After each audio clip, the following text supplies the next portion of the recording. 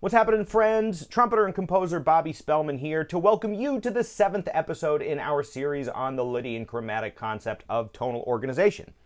If you've made it this far, you will be familiar with the fundamental principles of the Lydian Chromatic concept, as well as some of my theoretical and philosophical musings along the way. So, having established those fundamental principles, I thought today it would be most useful to use the concept to analyze some of the most common jazz chord progressions that you will run into under normal circumstances, and talk a little bit about how the Lydian Chromatic concept can shed some light on the way that we view those tunes, as well as give us inspiration for writing our own music. So, come with me today on a little analytical journey through some standards on this exciting episode of Theory with Bob. All right, gang, episode 7, here we are. This is going to be a little bit more of a casual episode.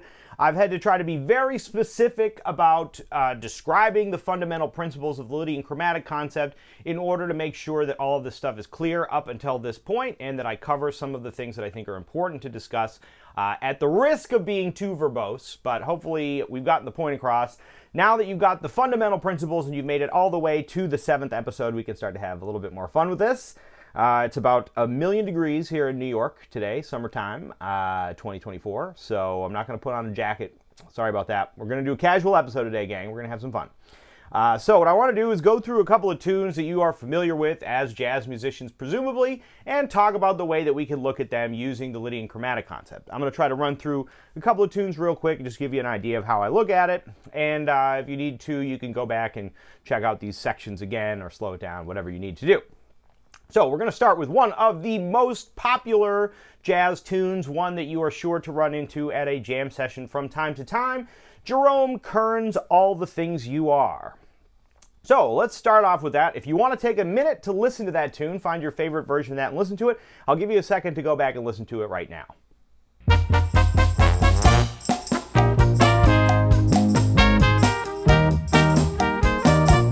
All right, in concert pitch, first 4 chords in the first 4 bars are going to be F minor 7, B flat minor 7, E flat 7, and A flat major 7. Now, before we dive into the specifics of the harmonies and the way that we can analyze this, one thing that I will mention that is extremely important is that melody is king. You always look to the melody first for how to analyze any kind of chord progression and the way that you're going to improvise over this. The melody always provides the most information, and the composer wrote the melody the way that he or she did for the reason, particular reason. So never neglect the melody. We're talking mostly about harmonies here, and this is all is called vertical tonal gravity. It's just dealing with the harmonies in a vertical setting, but don't forget about the melody. Now, in All the Things You Are, many of these chords only have 1 note or 2 notes. There are times in which there are more of them that give us some more information, but by and large we have about 1 note per chord, so that gives us a little bit more of an opportunity to look at this in a vertical way. All right, so F minor 7. Now, how would we analyze that? What would be the parent scale for F minor 7? Well, at first you might say to yourself, all right, F minor 7, that's going to be the 6th mode of A flat Lydian. Wrong. Now, why? Because the nature of that particular musical phrase sets up that F minor 7 to be the 3rd mode of D flat Lydian. Now, otherwise, under normal circumstances, we would think of that as the 6 of A flat major. And if you're just analyzing this under, in sort of, let's say, conventional functional harmony, that completely makes sense. And you could use that in a tune like this. It's a very efficient way to go. But because we're talking about Lydian Chromatic concept, we're coming at it from Lydian Chromatic perspective. So once again, that F minor 7 we can think of as the 3rd mode of D flat Lydian. All right, why do I say that? Because that melody really outlines that D flat as being a big part of that section. So if you try to play a D natural in a sort of Dorian mode over that first chord, it can work, but it doesn't have the same relationship to the entire chord progression. So you always want to be aware of the musical context of the chord progression that you're dealing with. It's more than just looking at it vertically in each chord. It also has to do with the nature of where it falls in the piece. All right, so that was the big one. Once we make it through that, the rest of this is going to go real smoothly. So F minor 7 we can think of as the 3rd mode of D flat Lydian, B flat minor 7 we can think of as the 6th mode of D flat Lydian. E flat 7 we can think of as the 2nd mode of D flat Lydian, and that is all going to resolve 1/5 in a sharp direction around the circle of fifths to A flat major, which represents the 1st mode of A flat Lydian. So you can see it over here on this circle of fifths. I'm going to be tracking all these chord progressions on the circle of fifths, so you can check out where we're going. A lot of it has to do with not just analyzing what the parent scale of each of these chords is, but also where it falls on the circle of fifths, so you can see the relationship between these chords in the tune. All right? So moving on, then we've got bar 5, D flat major 7. That brings us back to the 1st mode of D flat Lydian. Now, the next chord you have in the piece is a G7, and there's a couple of different ways that you can think about that, but you want to remember that that's resolving to C major 7. So, depending on the improviser and the composer, or the composer of a contrafact, for example, there may be different approaches to the way that you could view this chord. Generally speaking, I would think of that G7 as being the 7th mode of A flat Lydian sharp 2, giving us a G7 a G Phrygian dominant sound on that particular chord. Now that's about what Kenny Dorham plays in his improvisation on his own tune Prince Albert, which is a contrafact based on All the Things You Are. But you could also choose to play that, because there's very little information in the melody itself. All you have is the 7 to the 3, back to the 7, resolving to the 3 of C major. Doesn't give you a lot of information as to what's going on with the rest of it, but I think our ears are used to hearing the D flat Lydian kind of sound. It's less far away to move to A flat Lydian sharp 2. I think we hear that as being a natural approach, is that Phrygian dominant kind of sound, resolving then 4/5 in a sharp direction around the circle of fifths to C major. Now, that being said, you could treat the G7 as a simple G mixed Lydian sound, which would put it in F Lydian. It would be the 2nd mode of F Lydian, resolving 1/5 in a sharp direction to C Lydian. Or you could think of it as a G altered sound, which would put it as the sharp 5th mode of B Lydian augmented. So that puts you in the B Lydian augmented parent scale and the sharp 5th mode, and that would be another way to resolve to C, although different people are going to hear these things in different ways. So there is, it's up to some degree of interpretation, but either way, it gives you an opportunity to look at the relationship of these chords to one another around the circle of fifths. Now, one musician may choose to play one mode over it, another musician may choose to play another mode. That's why jazz music is fun, that's why improvisation is fun, because it's up to the rhythm section to try to catch that. Everybody's going to play in a different way, and the way that they choose to interpret these various chords and use different scales on these chords has a lot to do with an individual musician's sound. So let's be aware that even though I'm giving you an idea of how I would analyze this stuff, there are some different interpretations depending on how you hear it. All right, so once again, bars 5 through 8, you get D flat Lydian goes to, I'm going to say A flat Lydian sharp 2. I think that's the most common choice, resolving 4/5 in a sharp direction, then to C major 7. Now from there, we do the whole thing again up a fifth. So now, C minor 7 we can think of as the 3rd mode of A flat Lydian, moving to the 6th mode of A flat Lydian, moving to the 2nd mode of A flat Lydian, then resolving 1/5 in a sharp direction to the 1st mode of E flat Lydian. From there, we return once again to A flat Lydian, bringing us next to the D7 flat 9. Now in that instance, that D7 flat 9 is very clearly what it is, because the melody goes. So we know for sure there's a flat 9 in that chord, which also informs the way that we might play the G7 in the previous system. Or the previous section of the tune, I should say. All right, so in that case, I'm going to call that an E flat Lydian sharp 2, the 7th mode of E flat Lydian sharp 2, resolving once again 4/5 in a sharp direction to the 1st mode of G Lydian in bar 15. All right, so now we move on to the bridge. Now we have a 2-5-1 in G major. That's going to be very simply the 6th mode of C Lydian to the 2nd mode of C Lydian to the 1st mode of G Lydian, moving 1/5 in a sharp direction around the circle of fifths. One thing that's kind of fun is you have this melody here.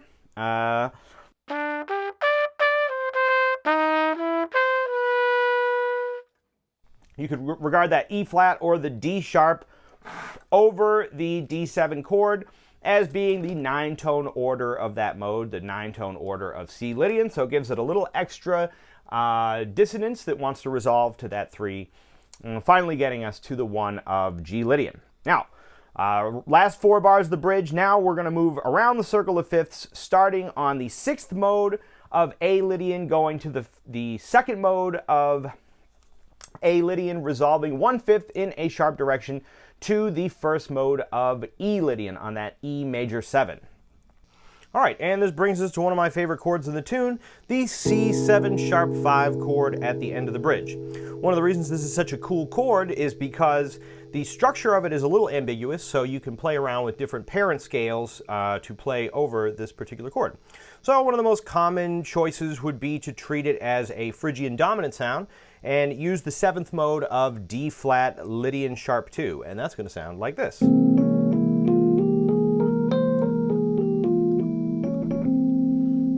You could also choose to treat it as an altered sound, and in that case, it would be coming from the sharp 5th mode of E Lydian augmented, and that's going to sound like this. Now, in the case of the altered sound, that means that you are moving 3/5 in a sharp direction around the circle of fifths from E Lydian augmented to the first chord of the last A section, F minor 7, being the 3rd mode of D flat Lydian. Finally, my favorite choice on this chord is to treat it as a whole tone sound, and in that case, I would think of it as coming from the 10-tone order of G flat Lydian.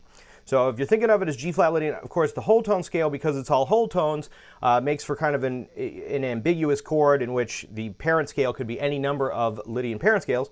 But if you think of it as coming from G flat Lydian, that means that we're moving 1/5 in a sharp direction to resolve once again to the first chord of the last A section. That's going to sound like this.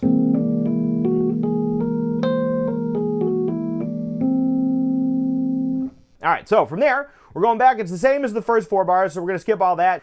Then we're going back to D flat Lydian. This is followed by a D flat minor 7 chord, which I think we could hear most easily as the 6th mode of E Lydian. From there, we follow that with a C minor 7, which I think can be really heard as an A flat over C, which puts it as the 3rd mode of A flat Lydian. You could also play this as a simple C Dorian sound, and you could just call it the 6th mode of E flat Lydian, but I think more likely than not one would hear it as the 3rd mode of A flat Lydian. All right, finally, that brings us to, in that system, our B diminished 7. Now, diminished chords are very interesting in the whole grand scheme of this because they create these sort of skeletal chords that really can be interpreted in many different ways. My first inclination, because we're already floating around that A flat Lydian greater sound, is to think that the B diminished 7 is really coming from the A flat Lydian sharp 2 kind of sound. So that gives us this sound.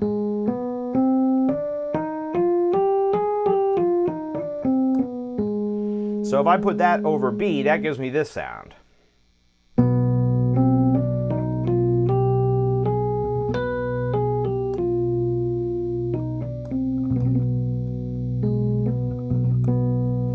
Which is going to bring us then to the 6th mode of D flat being B flat minor, followed by the 2nd mode of D flat being E flat 7, and finally resolving to the 1 of the key, which is A flat major 7, representing that A flat Lydian sound.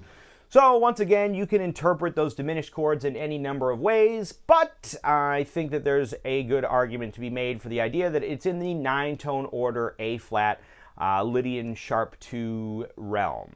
The other thing that is valuable about thinking about these things from a Lydian chromatic perspective is that there's a lot of different notes that you can use that may not be expressly stated in, for example, the whole half or half whole diminished scale. You can always think of this as being just a B whole half diminished scale, and that'll get you to where you need to go, and I think that'd probably be the most popular choice for what you would play over that.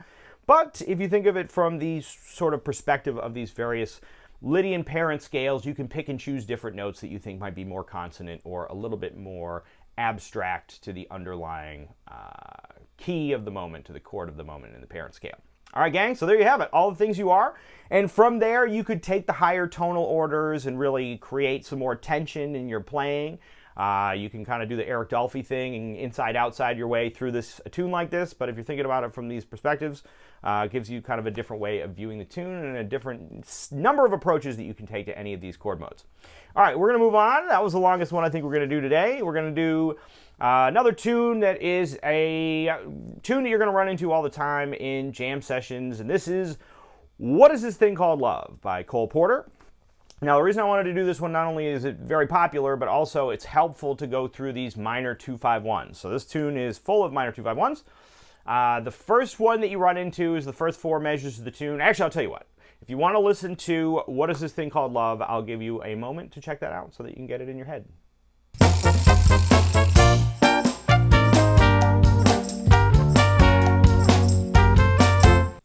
All right, there you have it. What is this thing called love? You know this tune. We're going to dive in. Here's the first 4 measures. We have A minor 2-5-1 in F minor, G minor 7 flat 5 to C7 flat 9, resolving to F minor. Now, in the same way that major 2-5-1s, you will notice will move 1/5 in a sharp direction around the circle of fifths, I think you can typically find the same motion in a minor 2-5-1. So we can regard the G minor 7 flat 5 as being the sharp 4th mode of D flat Lydian. Now, I know that sounds kind of funny, but in this particular case, it would be the 4th mode, but we're starting on the sharp 4. So the way George Russell describes it, the sharp 4th mode of D flat Lydian. We move on then to the C7 flat 9, and I think we could hear that the most ingoing version of that as being the 9-tone order of the 7th mode of D flat Lydian. So once again, we're hanging out in D flat Lydian, but now we have the D flat Lydian sharp 2 sound, and that will give us, if you start it on the 7th degree, the C Phrygian dominant sound, which is going to resolve once again 1/5 in a sharp direction to F minor, which we can regard as the 6th mode of A flat Lydian. Now, what you might be thinking is, well, I'd be more likely to play altered over the C7, and in that case, the altered would give us an E Lydian augmented sound, and we would be on the sharp 5th degree of E Lydian augmented, which also would resolve a certain number of sharps in a sharp direction around a certain number of fifths, I should say, in a sharp direction around the circle of fifths to resolve to the one of A flat Lydian. Now, you can use either one, and both of them works. It just depends on what you're hearing. But I think if I'm going to make the argument, I think that the most ingoing version of that, and possibly the most common one to be played, would be that Phrygian dominant sound starting on the 7th degree of D flat Lydian sharp 2. All right, we move on from that. We've got a D minor 7 flat 5 going to G7 flat 9. Works the same way, but now we're thinking of it as the sharp 4th mode of A flat Lydian, going to the 7th mode of A flat Lydian sharp 2, but now, rather than resolving 1/5 in a sharp direction to the 6th mode of E flat Lydian, we have a C major 7 chord, and that C major 7 means that we're going to be resolving 4/5 in a sharp direction around the circle of fifths to give us that very bright sounding resolution to the C major 7, the 1st mode of C Lydian. So you can see the way that these minor 2-5s work in the same way that major 2-5s work, and in the instance in which you have a minor 2-5 resolving to a major chord in a sort of Picardy third situation, you can hear the way that that is resolving 4/5 in a sharp direction around the circle of fifths, giving us a very bright and resolved kind of sound. All right, gang, this video is starting to get a little long, and I think you will be able to analyze the rest of that tune with the knowledge that you have. But if you want to see the rest of my analysis of What Is This Thing Called Love, you can find it on our Patreon page. However, for now, I wanted to make sure that I get to a little Ornette Coleman before we get to the end of this video, so here we go. All right, gang, we're going to do one more quick thing because I think it's going to be interesting. I've always been playing a lot of Ornette Coleman tunes. I love Ornette Coleman. I've spent a lot of time playing that music, and I was playing a gig recently in which we did one of Ornette's tunes, Law Years, from Science Fiction. And one of the things that's characteristic of Ornette Coleman's music is, even though we think of it as free jazz, Ornette is really moving very quickly between different keys that are often very familiar to us. So it isn't like Schoenberg's 12-tone music or things of the like, where we're obliterating the key wholesale. It really has more to do with moving quickly between keys. So in the same way that we can analyze these very popular common standards that we've played a million times, we can use the same principles to analyze Ornette Coleman's music. So I'm going to take you very quickly through Ornette Coleman's Law Years. I'm just going to talk through it so you can hear it. I don't even know if I have a chart for this. And we're going to just talk about some of the key centers that you're dealing with and how you can hear it. So law years. If you want to listen to it on your own real quick before we get started, I'll give you one more chance to do that. It sounds like this.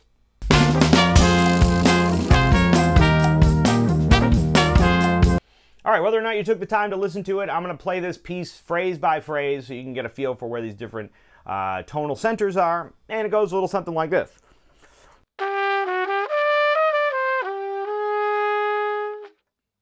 So we start off with a very C minor sound, but we're using the sharp 11 in the C minor, which puts us in the sharp 2, the E flat Lydian sharp 2 world, which is the 9-tone order. That would give us a scale that's a little like this.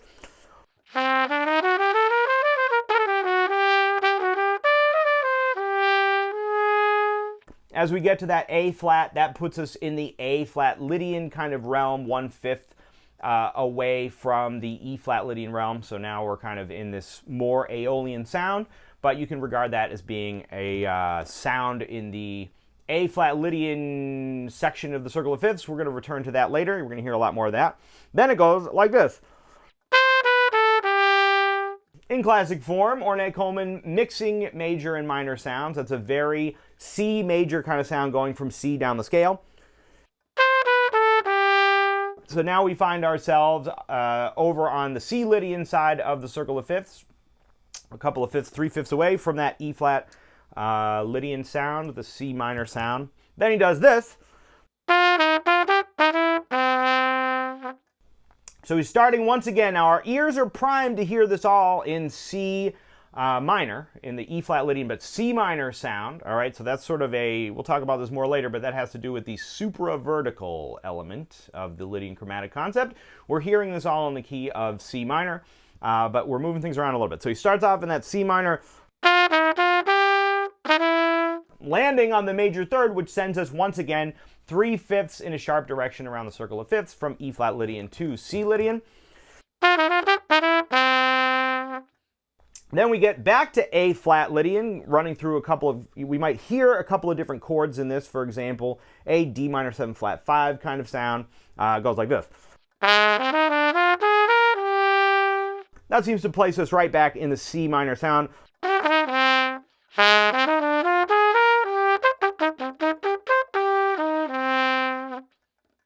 After that, we continue in that C minor sound. That puts us on the 8-tone order, the E flat Lydian augmented sound, landing on that sharp 5. But we're in the key of C minor, so that ends up being the major 7. And then we have that very Aeolian sound once again, starting on the A flat and working our way down the C natural minor scale, resolving to C, which again gives us the sound of a resolution, 1/5 in a sharp direction from A flat Lydian to E flat Lydian. Let me do that little whole section one more time for you.